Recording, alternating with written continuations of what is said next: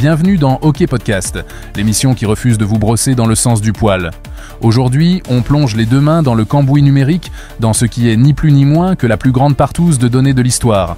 Oui, vous avez bien entendu. 16 milliards de mots de passe, incluant vos petits secrets sur Facebook, Apple et Google, se baladent en ce moment dans la nature. On va voir ensemble comment on en est arrivé à ce fiasco monumental qui sont les grands gagnants et, je vous le dis, les seuls vrais perdants, c'est vous. On va aussi décortiquer les solutions miracles qu'on vous vend pour colmater les brèches d'un navire qui prend l'eau de toutes parts. Alors avant qu'on commence à remuer le couteau dans la plaie, si c'est pas déjà fait, abonne-toi. Et lâche un commentaire pour me dire un truc très simple. Vous faites plus confiance à votre banquier pour garder un secret ou à votre gestionnaire de mots de passe? La réponse risque d'être savoureuse. On attaque. Juin 2025, une date qui restera dans les annales comme celle du grand déballage. 16 milliards d'identifiants et de mots de passe dans la nature. Ce n'est pas une fuite, c'est un tsunami. Et le pire dans tout ça, ces données sont fraîches. Ce ne sont pas des vieux trucs périmés d'un piratage de 2013. Non, ce sont vos identifiants actuels, ceux que vous utilisez tous les jours, aspirés en direct par des logiciels malveillants, des petits salopards appelés infostealers. Ces programmes, vous les chopez en naviguant sur des sites un peu louches, en cliquant sur un mail qui promet monts et merveilles, ils s'installent et ils pompent tout. URL, identifiant, mot de passe. Le tout bien emballé, bien propre, prêt à être utilisé par le premier venu sur le dark web. C'est presque un service clé en main pour les escrocs. Et vu l'ampleur du truc, la probabilité que vous soyez concerné est proche de 100%. Alors, la première question qui brûle les lèvres, c'est la faute à qui ? On va pas se mentir. La première personne à blâmer, c'est souvent celle qu'on voit dans le miroir. Vos mots de passe. Azerty 123. Le nom de votre chat suivi de son année de naissance. C'est pas un mot de passe, ça, c'est une invitation. Et le pompon, c'est que vous utilisez le même partout.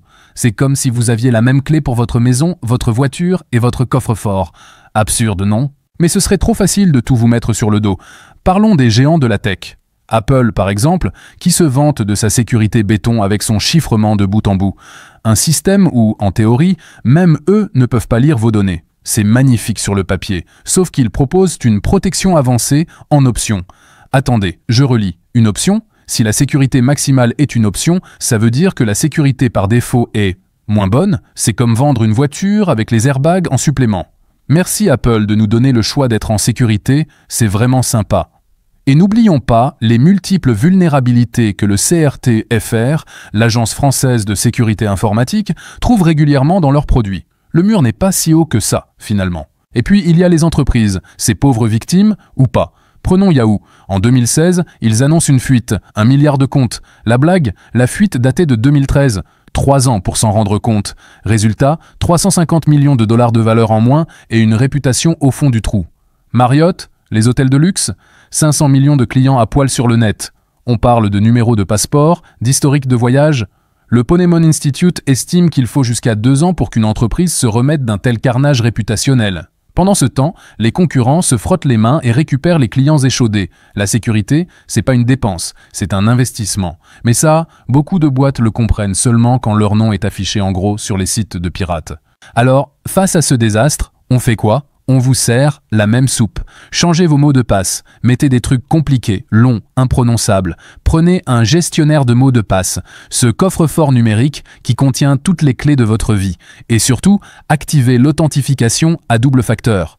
Ce truc qui vous envoie un code sur votre téléphone. C'est chiant, mais c'est aujourd'hui le minimum syndical pour pas se faire dévaliser en 3 clics. Et l'État, dans tout ça, il a son arme ultime, le RGPD. Le règlement général sur la protection des données, un pavé de règles censées protéger nos informations. L'autorité française, la CNIL, est là pour distribuer les amendes. Et elle se gêne pas. 32 millions d'euros pour Amazon France, pour surveillance abusive de ses salariés. 525 000 euros pour Upside.store, pour prospection sans consentement. C'est bien, ça fait les gros titres, mais soyons honnêtes, c'est comme mettre un pansement sur une jambe de bois. le mal est déjà fait. La CNIL intervient après la bataille, quand vos données sont déjà vendues et revendues. Et parfois, les amendes sont ridicules. 6 900 € pour la commune de Kourou qui avait oublié de nommer un délégué à la protection des données. On sent la sanction qui fait trembler. La vérité, c'est qu'on navigue dans un système fondamentalement pervers. On vous pousse à tout partager en ligne, puis on vous reproche de ne pas assez vous protéger. Les entreprises collectent des montagnes de données, parfois sans trop savoir pourquoi, et croisent les doigts pour que personne ne vienne frapper à la porte. Et les régulateurs courent derrière en essayant d'éteindre des incendies avec un pistolet à eau. En conclusion, cette fuite de 16 milliards de mots de passe n'est pas un accident. C'est la conséquence logique d'un système où la donnée est la nouvelle monnaie, et où la sécurité est un luxe ou une contrainte, mais rarement une priorité.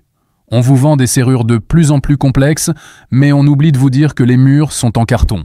La vraie question n'est plus de savoir si vous allez vous faire pirater, mais quand, et surtout, combien ça va rapporter à celui qui vous a vendu la serrure en premier lieu. Le Far West numérique a encore de beaux jours devant lui, et nous sommes les colons sans défense au milieu de la prairie. Alors, dites-moi en commentaire ce que vous en pensez. On se fait balader ou c'est nous qui sommes trop naïfs? Et n'oubliez pas de mettre un like si cette dose de réalité vous a plu, de vous abonner et d'activer la cloche pour ne rien manquer des prochains désastres qu'on décortiquera ensemble. On se retrouve très vite pour une autre vidéo, portez-vous bien et n'oubliez jamais, tout ce qu'on vous raconte n'engage que vous.